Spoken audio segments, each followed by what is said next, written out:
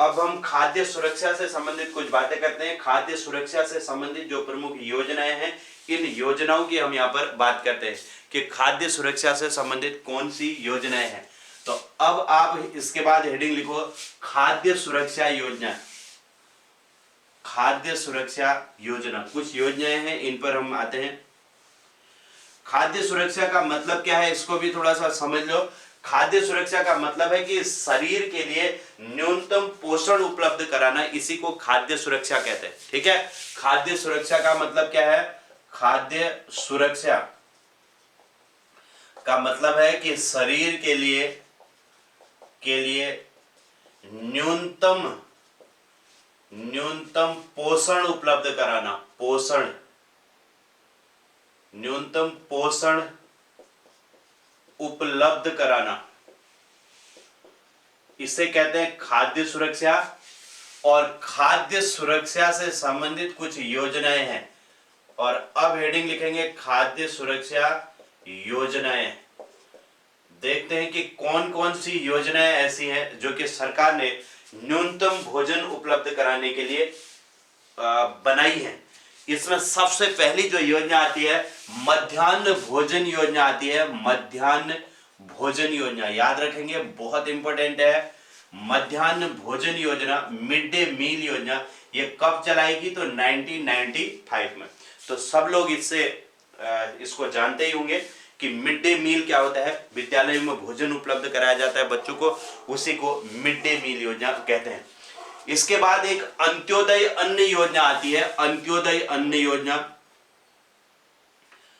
अंत्योदय अन्न योजना ये कब चलाई सरकार ने? तो अंत्योदय अन्न योजना, इसका प्रारंभ हुआ सन 2000 में। इसको भी याद रखेंगे। 1995 मिड, देखो 90 और 2000 के मिड में क्या आता है? 1995।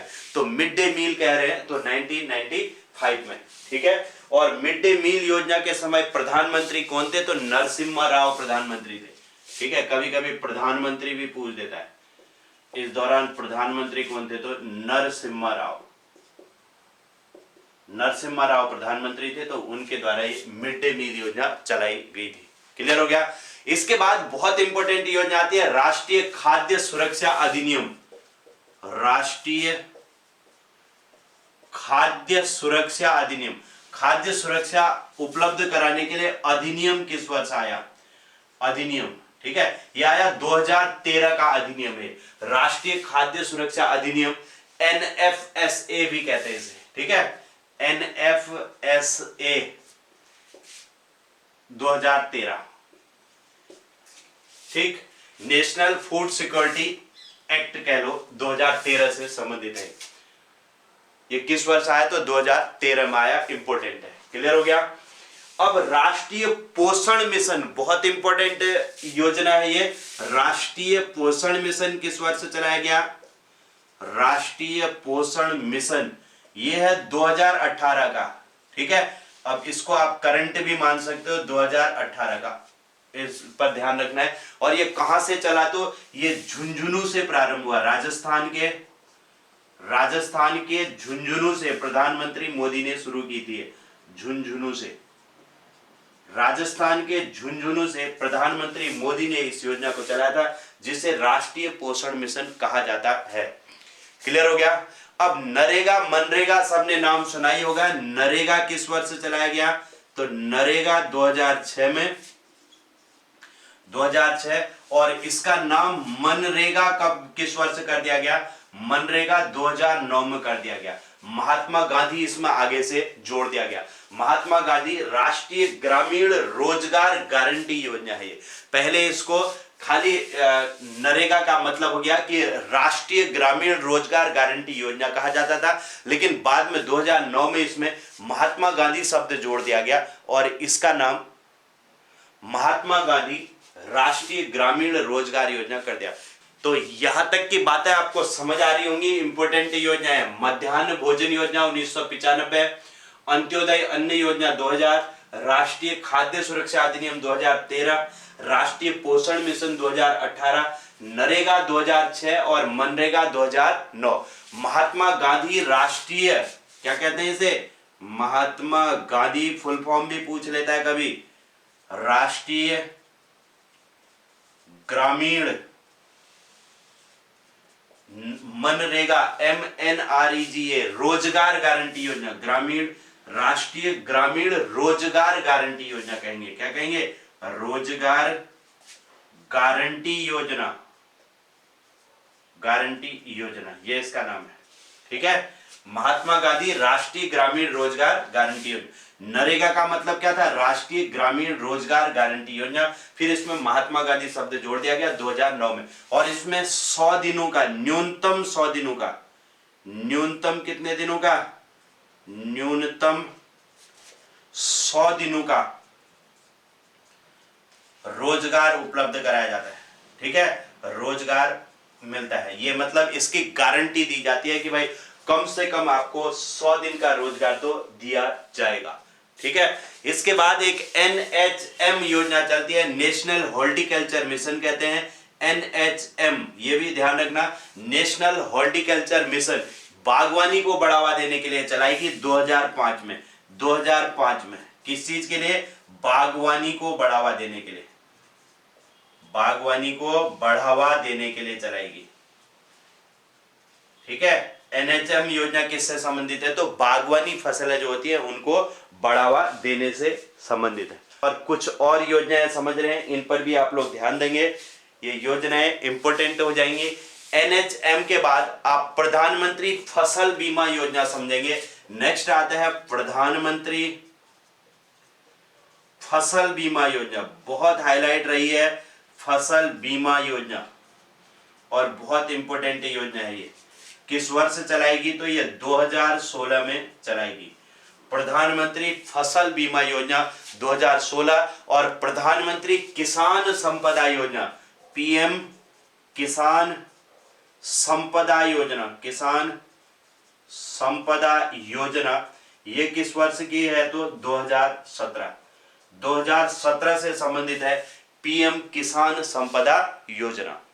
ठीक है, और KCC याद रख लेना, किसान क्रेडिट कार्ड कहते हैं, KCC 1998 में, और ये लागू हुई 1999 में।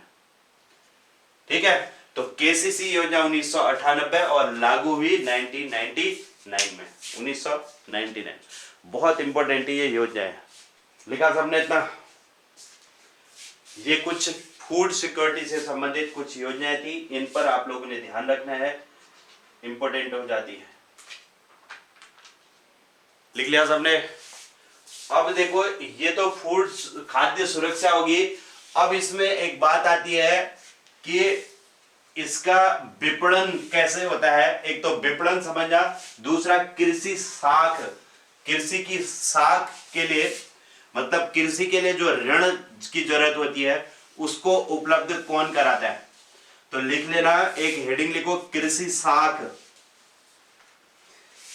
कृषि साख कहते हैं एग्रीकल्चर से संबंधित जो ऋण उपलब्ध कराते हैं। ठीक है, तो इसमें देखो एक बात समझना कि कृषि साख में लिख दे रहा हूं, कृषि साख। तो कृषि से संबंधित, कृषि से संबंधित ऋण देने वाली सर्वोच्च संस्था, ऋण देने वाली सर्वोच्च संस्था कौन सी है? सर्वोच्च संस्था याद रखेंगे, कृषि से संबंधित वाली नाबार्ड, नाबार्ड है, national bank for agriculture and rural development कहा गया। एग्रीकल्चर से संबंधित ऋण उपलब्ध कराने वाली सबसे बड़ी संस्था कौन सी है? तो नाबार्ड है। जिनको फुल फॉर्म याद नहीं है तो लिख लेना, national bank for agriculture and rural development कहते हैं इसे। ठीक है, national bank for agriculture and rural development इसे कहा जाता है। तो कृषि साख उपलब्ध कराने वाली मतलब कृषि से संबंधित ऋण उपलब्ध कराने वाली सबसे बड़ी संस्था कौन सी है? तो ये है नाबार्ड। ठीक है, और किसानों को कर्ज देने वाली संस्थाएं कौन सी है? अब नाबार्ड किसानों को तो देगा नहीं ऋण, किसानों को ऋण देने वाली संस्थाएं जो किसानों को ऋण देती हैं ऋण देने वाली संस्था, ये कौन सी है? तो इन संस्थाओं को के नाम भी आप लोग ध्यान रखना जो किसानों को ऋण देते हैं। एक तो हमारे जो व्यापारिक बैंक होते हैं, ठीक है, नंबर 1 हो गया व्यापारिक बैंक। हमारे जो व्यापारिक बैंक हैं ये किसानों को ऋण देंगे। कोई भी बैंक हो गया, जैसे एसबीआई ले लो, पीएनबी ले लो, बैंक ऑफ बड़ौदा, ये किसानों को ऋण उपलब्ध कराते हैं, ठीक है। और कौन के देते हैं? सहकारी बैंक कहते हैं। सहकारी बैंक का मतलब क्या है? कोऑपरेटिव बैंक, जिनको हम कहते हैं, क्या कहते हैं इन्हें? कोऑपरेटिव बैंक, ठीक है। तो ये कोऑपरेटिव बैंक जो है किसानों को ऋण उपलब्ध कराते हैं। और कौन ऋण उपलब्ध कराएगा? आरआरबी कहते हैं, क्षेत्रीय ग्रामीण bank. RRB, regional rural bank कहते हैं। जो क्षेत्रीय ग्रामीण बैंक होते हैं ये भी किसानों को ऋण उपलब्ध कराते हैं। तो किसानों को ऋण उपलब्ध कराने वाली कौन सी संस्थाएं हैं? तो व्यापारिक बैंक, सहकारी बैंक और आरआरबी। और इनको ऋण उपलब्ध कराने वाली संस्था कौन सी है? तो नाबार्ड, ठीक है। ये किसानों से साख उपलब्ध कराने वाली सबसे बड़ी संस्था नाबार्ड होती है।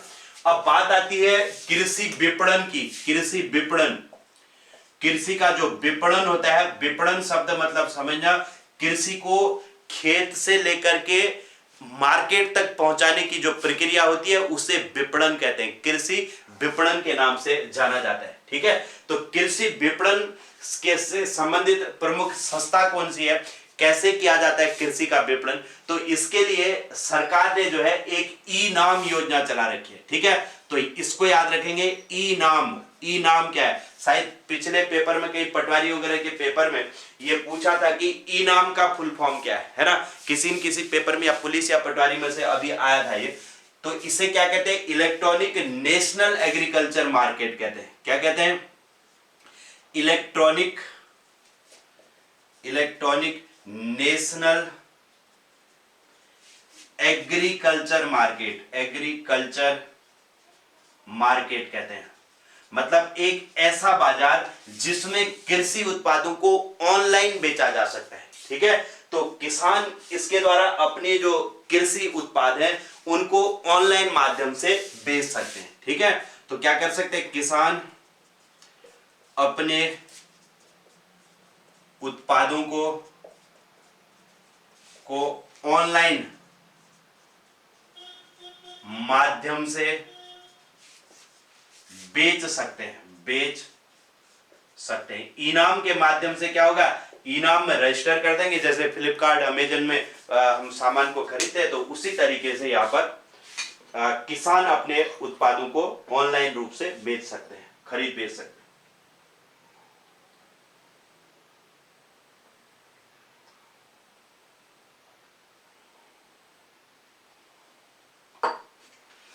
क्लियर हो गया?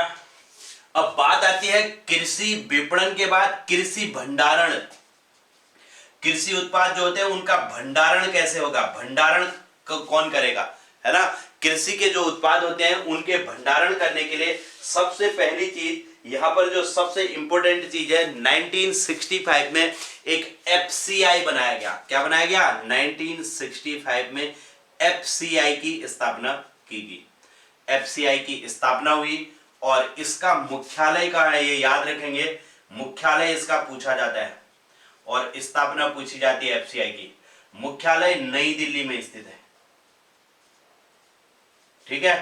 तो एफसीआई से ही तो राशन आता है, जो हमारे आधार इसमें राशन कार्ड वगैरह में जो हम राशन खरीदते हैं उनमें सब राशन कहां से आता है? ये एफसीआई से ही आता है। तो एफसीआई में जो है गोदाम होते हैं इनके, एफसीआई के, और इसका जो मुख्यालय है नई दिल्ली में, यहीं पर जो है पूरा भंडारण किया जाता है, ठीक है। तो भंडारण इसमें किया जाता है, पूरा जो राशन होगा सरकार खरीद करके एफसीआई में भंडारण करती है और उसे सभी राज्यों तक पहुंचाती है।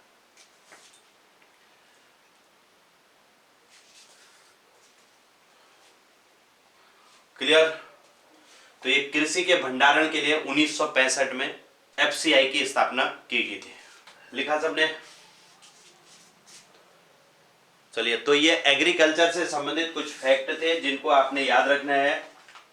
और फसल बीमा योजना, अगर इसका प्रारंभ लिखना चाहते हो तो 1985 में हुआ था। एक पॉइंट लिख लेना, फसल बीमा योजना का प्रारंभ 1985 में हुआ था। ठीक है, फसल बीमा योजना लिख लेना 1985, फसल बीमा योजना 1985 की है, ये ध्यान रखेंगे, फसल बीमा योजना 1985। अब आप लोग हेडिंग लिखो कृषि मूल्य, एग्रीकल्चर से संबंधित लास्ट पॉइंट है ये, कृषि मूल्य लिख लेना। कृषि के विभिन्न मूल्य होते हैं, उन मूल्यों की हम यहां पर बात करते हैं। हेडिंग लिखेंगे कृषि मूल्य। इसमें सबसे पहले आप लोग हेडिंग लिख लेना न्यूनतम समर्थन मूल्य, न्यूनतम समर्थन मूल्य, एमएसपी जिसको कहते हैं, एमएसपी। एक किसान आंदोलन के दौरान ये एमएसपी शब्द आप लोगों ने डेली लगभग सुना होगा कि एमएसपी में वृद्धि की जाए, ये किया जाए, वो किया जाए, इस तरीके की चीजें जो ये चल रही थी। तो एमएसपी को समझना बहुत इंपॉर्टेंट है। मिनिमम सपोर्ट प्राइस कहते हैं इसे, न्यूनतम समर्थन मूल्य। ठीक है, तो इसके बारे में थोड़ा सा समझना कि क्या होता है। ये देखो, एमएसपी वह मूल्य होता है, वह मूल्य जिस पर सरकार जो है, सरकार किसानों से अनाज खरीदने को तैयार रहती है, अनाज खरीदने को तैयार रहती है। ठीक है, खरीदने को तैयार रहती है, उसे कहते हैं एमएसपी। जिस मूल्य पर सरकार किसानों से अनाज खरीदने के लिए, सरकार क्या कहती है किसानों से, आप जितना चाहो उत्पादन करो, अगर आप कहीं भी मार्केट में बेचना चाहो बेचो, अगर नहीं बिकेगा तो हम खरीदने के लिए तैयार है, हम खरीदेंगे कहते हैं आपके अनाज को। उसके लिए हर साल सरकार वर्ष में 2 बार एमएसपी जारी करती है, एक रबी की फसल के लिए, एक खरीफ की फसल के लिए। सरकार कहती है आप वो, आपके अगर उत्पादन ज्यादा होगा हम खरीदेंगे, उसको खरीदने के लिए हम तैयार है, तो उसी को कहते हैं न्यूनतम समर्थन मूल्य। ठीक है, तो किसान इसकी गारंटी मांग रहे थे कि भाई इसकी गारंटी दी जाए कि आप हर साल जो है एमएसपी जारी करोगे, और इसके रेट भी बढ़ाने की बात कह रही थी, और रेट तो काफी इस बीच में बढ़ा भी दिए गए थे, वो पहले से ही हर साल ही लगभग बढ़ाए जाते हैं। तो एमएसपी के रेट काफी कुछ बीच में बढ़ा दिए गए थे। तो इसी पर किसान आंदोलनों का जो मुख्य एक मुद्दा ये भी था, न्यूनतम समर्थन मूल्य। तो समझ आया होगा कि एमएसपी क्या होता है, वह मूल्य जिस पर सरकार किसानों से उनके उत्पादों को खरीदने के लिए तैयार रहती है, उसी को न्यूनतम समर्थन मूल्य कहते हैं। ठीक है, अब यहां पर आप लोग एक बात समझना कि एमएसपी के बाद जो है, इसमें एमएसपी का निर्धारण कौन करता है, इसको समझेंगे।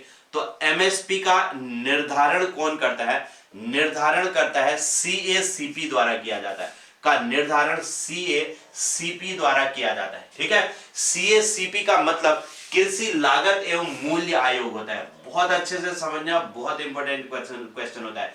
कृषि लागत एवं मूल्य आयोग होता है। ये आयोग जो है, ये क्या करता है, एमएसपी का निर्धारण करता है कि एमएसपी कितना होगा इस वर्ष। ठीक है, एमएसपी का निर्धारण कौन करेगा, कृषि लागत एवं मूल्य आयोग इसे कहते हैं। ठीक है, तो इसको ध्यान रखेंगे, सीएसीपी, कृषि लागत एवं मूल्य आयोग इसको कहा जाता है। इसके द्वारा एमएसपी का निर्धारण किया जाता है। अब दूसरी बात आती है, सीएसीपी की स्थापना कब हुई, इसको भी ध्यान रख लेना। सीएसीपी की स्थापना 1985 में हुई, 1985 में हुई।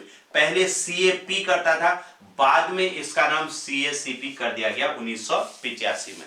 पहले जो है सीएपी था, 1965 में सीएपी की स्थापना हुई थी। इधर ही लिख दे रहा हूं, सीएपी की स्थापना 1965 में हुई थी, स्थापना 1965। ये पॉइंट पूछे जाते हैं।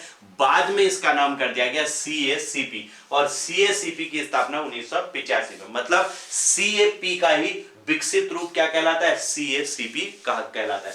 अब आपसे मुख्य रूप से जो क्वेश्चन पूछा जाएगा कि एमएसपी का निर्धारण कौन करता है, तो सीएसीपी करता है, कृषि लागत एवं मूल्य आयोग इसे कहा जाता है। और सीएसीपी की स्थापना कब हुई, तो 1985 में इसकी स्थापना हुई। अब बात आती है, देखो एमएसपी की घोषणा कौन करता है, एमएसपी की घोषणा, इसको भी ध्यान रखना। एमएसपी की घोषणा, अभी तक तो हमने क्या कहा, एमएसपी का निर्धारण कौन करता है कहा तो सीएसीपी। इसकी घोषणा कौन करता है तो सीसीईए के द्वारा किया जाता है। सीसीईए इसकी घोषणा करता है। सीसीईए का मतलब क्या है, cabinet committee on economic affair इसे कहा जाता है। ठीक है, cabinet committee on economic affair. ठीक है, मतलब जो कैबिनेट की जो कमेटी होती है इकोनॉमिक से संबंधित, उसके द्वारा एमएसपी की घोषणा की जाती है। एमएसपी का निर्धारण तो सीएसीपी करेगा और एमएसपी की घोषणा कौन करेगा, सीसीईए। ठीक है, CCEA cabinet committee on economic affair के द्वारा इसकी घोषणा की जाती है। एक चीज और आती है कि किस वर्ष से एमएसपी नियमित रूप से जारी की जाती है, तो 1975-76 से एमएसपी नियमित रूप से जारी की जाती है। नियमित रूप से जारी की जाती है। ठीक है, तो 1975-76 से ऐसा होता है कि एमएसपी हर साल जारी की जाती है, कभी भी एमएसपी पर रोक नहीं लगी है। तो 1975-76 से एमएसपी हर वर्ष जारी होती है और एमएसपी वर्ष में 2 बार जारी होती है, ये भी ध्यान रखेंगे। एमएसपी वर्ष में 2 बार जारी होती है। 2 बार जारी होती है। 2 बार कब, एक तो रबी की फसल के लिए, दूसरा खरीफ की फसल। ठीक है, नंबर 1 रबी की फसल, दूसरा खरीफ की फसल के लिए जारी होती है। अब एक चीज और बता दूं, वर्तमान में ये क्वेश्चन लेक्चरर में भी आया था कि वर्तमान में कितनी फसलों के लिए एमएसपी जारी की गई थी। वर्तमान में 23 फसलों के लिए, 23 फसलों के लिए एमएसपी दी जाती है। फसलों के लिए एमएसपी दी जाती है। ठीक है, एमएसपी जारी होता है। न्यूनतम समर्थन मूल्य मतलब 23 फसलों के लिए जो सरकार जो है इनको खरीदने के लिए तैयार रहती है, 23 फसलों को। 2022 में देखो गेहूं के लिए न्यूनतम समर्थन मूल्य कितना था, इसको ध्यान रखेंगे। मैं 2022 का आंकड़ा आपको दे रहा हूं, गेहूं और धान के लिए दे रहा हूं। ठीक है, सबके नहीं बताऊंगा क्योंकि फिर उतने याद करने भी हमारे लिए पॉसिबल नहीं रहते और जरूरत भी नहीं है। गेहूं का जो मूल्य रखा गया था 2015 रुपए इसका रखा गया था। 2015 रुपए गेहूं का न्यूनतम समर्थन मूल्य और धान का 2040 रुपए न्यूनतम समर्थन मूल्य 2022 में रखा गया था। ठीक है, तो इस चीज को आप लोग ध्यान रखना। तो ये है इंद्रजीत जी, ये सही है या नहीं है? 2022 का आंकड़ा आपको शायद जहां तक मुझे जानकारी होगी 2022 में गेहूं का जो था 2015 रुपए और धान का जो है 2040 रुपए न्यूनतम समर्थन मूल्य रखा गया था। क्लियर? तो इसको आप लोग लिख लेना।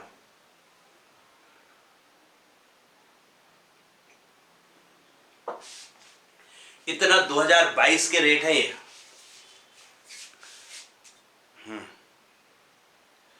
हाँ, 2022 में ये था और 2023 में जो है थोड़ा इसमें और वृद्धि हुई होगी। 2023 में के जो रेट हैं उन पर आप लोग अब आगे ध्यान रखेंगे कि कौन कौन से इसमें रेट रहे करके, है ना। ये समय समय में आपको अपडेट करने पड़ेंगे।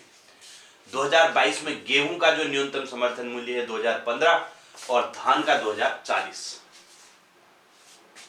ठीक है, रबी और खरीफ की दोनों फसलों के लिए जारी होते हैं। तो ये तो है न्यूनतम समर्थन मूल्य, बहुत इंपॉर्टेंट टॉपिक होता है ये। कृषि मूल्य, सबसे पहले इसमें न्यूनतम समर्थन मूल्य एमएसपी की हमने बात की। वह मूल्य जिस पर सरकार किसानों से अनाज खरीदने को तैयार रहती है उसे न्यूनतम समर्थन मूल्य कहते हैं। आप लोग मुझे ये भी बताते रहना कि ये समझ में आ रहा है या नहीं आ रहा है ये टॉपिक, ये मतलब इकोनॉमिक्स, ये भी मुझे बताते रहेंगे। हाँ, एमएसपी का निर्धारण सीएसीपी कृषि लागत एवं मूल्य आयोग करता है। ठीक है,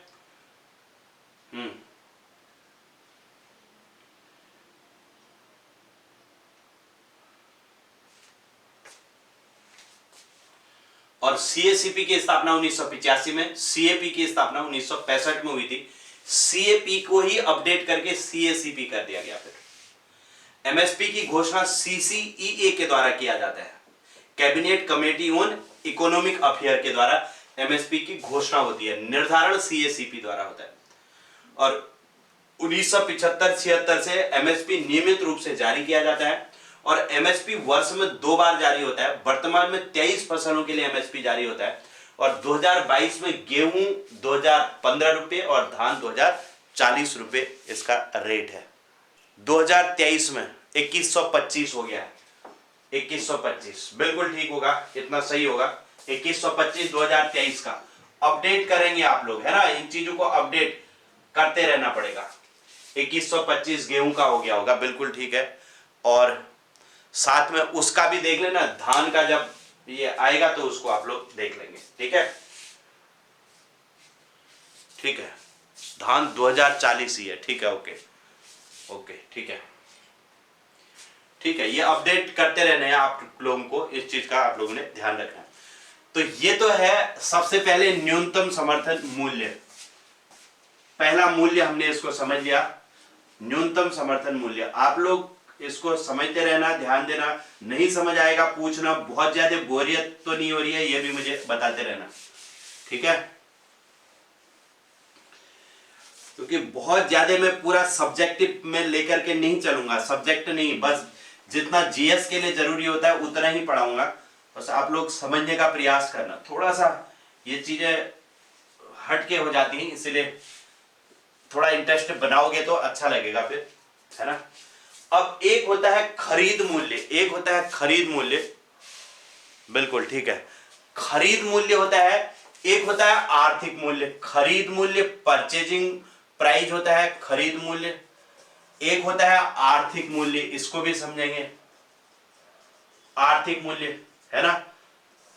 और एक इसमें होता है जारी मूल्य, इशू प्राइस कहते हैं इसे, जारी मूल्य। ये 3 तरीके के मूल्य होते हैं, परचेजिंग प्राइस कह लो या प्रोक्यूरमेंट प्राइस कहते हैं इसे खरीद मूल्य को। आर्थिक मूल्य इकोनॉमिक प्राइस होता है ना, और जारी मूल्य इशू प्राइस होता है। ये 3 मूल्य और होते हैं, इन पर आप लोग ध्यान रखना कि खरीद मूल्य क्या होता है, आर्थिक मूल्य क्या होता है, जारी मूल्य क्या होता है। इन तीनों को आप लोग बिल्कुल ध्यान से समझना। खरीद मूल्य क्या होता है, देखो, वह मूल्य जिस पर एफसीआई, ठीक है, जिस पर एफसीआई अनाज को खरीदता है उसे खरीद मूल्य कहते हैं, ठीक है। क्या कहा मैंने, वह मूल्य जिस पर एफसीआई क्या करेगा, वह मूल्य जिस पर एफसीआई अनाज खरीदता है उसे खरीद मूल्य कहते हैं, उसे खरीद मूल्य कहते हैं। इसको ध्यान रखेंगे, वह मूल्य जिस पर एफसीआई अनाज को खरीदता है उसे खरीद मूल्य कहते हैं। और ये या तो एमएसपी के बराबर हो गया, ठीक है, खरीद मूल्य मतलब परचेजिंग प्राइस या तो बराबर होगा एमएसपी के, या फिर परचेजिंग प्राइस क्या होगा, ग्रेटर देन एमएसपी होगा, या फिर एमएसपी के बराबर होगा या एमएसपी के अधिक होगा, कम हो ही नहीं सकता ये, ठीक है। क्योंकि इसको भी आप लोग समझना, भाई कम होगा तो फिर एफसीआई को क्यों बेचेगा कोई, है ना, सरकार को बेच देंगे। एमएसपी जब ज्यादा होगा, एमएसपी अगर ज्यादा होगा तो फिर एमएसपी में बेचेगा कोई, एफसीआई को क्यों बेचेगा कोई भी, है ना।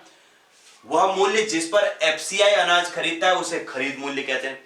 अब बात आई आर्थिक मूल्य क्या होता है, देखो, एफसीआई द्वारा खरीदा गया मूल्य, जो ये परचेजिंग प्राइस है, खरीदा मूल्य, प्लस उसके अन्य खर्चे भी आएंगे, प्लस अन्य खर्चे, है ना, अन्य खर्चे, भाई उनको भरना है, ले जाना है, ट्रांसपोर्टिंग, अन्य खर्चे, इन सबको मिला देंगे तो उसे क्या कहेंगे, अन्य खर्चे मिलाकर आर्थिक मूल्य कहलाता है, आर्थिक मूल्य कहलाता है, मूल्य कहलाता है। तो ये क्या कहलाएगा, इकोनॉमिक प्राइस कहलाएगा, ठीक है। ये हो गया आर्थिक मूल्य। अब बात आती है जारी मूल्य क्या होता है, इसको समझना।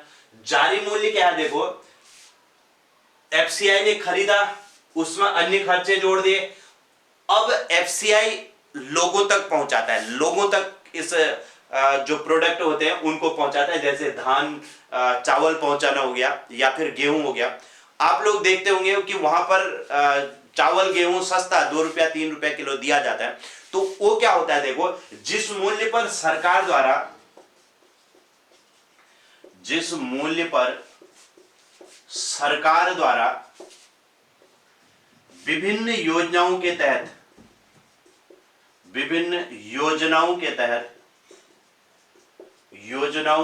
तहत के तहत राशन उपलब्ध कराया जाता है, राशन उपलब्ध कराया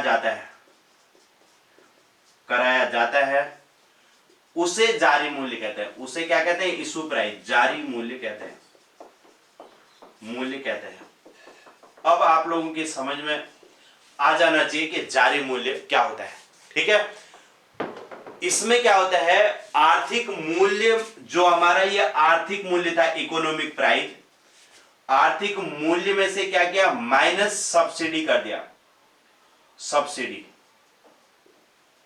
माइनस सब्सिडी कर देंगे तो क्या निकल आएगा, बराबर जारी मूल्य, इशू प्राइस निकल के आ जाएगा।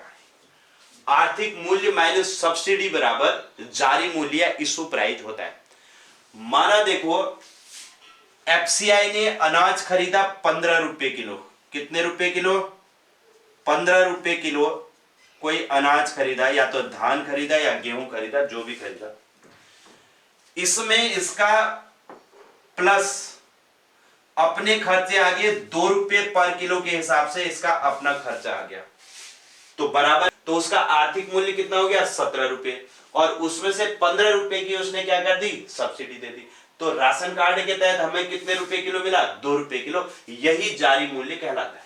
ठीक है, अब आप समझ गए होंगे खरीद मूल्य कितना था, 15 रुपए, आर्थिक मूल्य कितना हो गया, 17 रुपए, और सब्सिडी कितनी होगी, 15 रुपए, और 2 रुपए की क्या हो गया, जारी मूल्य हो गया। तो ये है इसका पूरा गणित। क्लियर हुआ? तो एमएसपी भी हमने समझ लिया, न्यूनतम समर्थन मूल्य समझा, खरीद मूल्य, आर्थिक मूल्य और जारी मूल्य। इन मूल्यों को आप लोग अच्छे से समझ लेना, यहां से इंपॉर्टेंट बातें बनती है। कल अब मैं आपके लिए एक इंपॉर्टेंट टॉपिक मैंने कल के लिए रखा है, उसमें एक तो अर्थव्यवस्था के जो क्षेत्र होते हैं, प्रारंभिक, द्वितीयक, तृतीयक क्षेत्र, इनकी हम बात करेंगे, और दूसरा जो राष्ट्रीय आय वाला टॉपिक है उस पर हम चलेंगे। इसीलिए कल के टॉपिक पर आप लोग सब लोग फोकस करेंगे। नेशनल इनकम वाला जो कठिन टॉपिक माना जाता है, उस पर हम बहुत सरल तरीके से समझने का प्रयास करेंगे। ठीक है, चलिए, तो अभी के लिए इतना ही, अगली क्लास में मिलते हैं।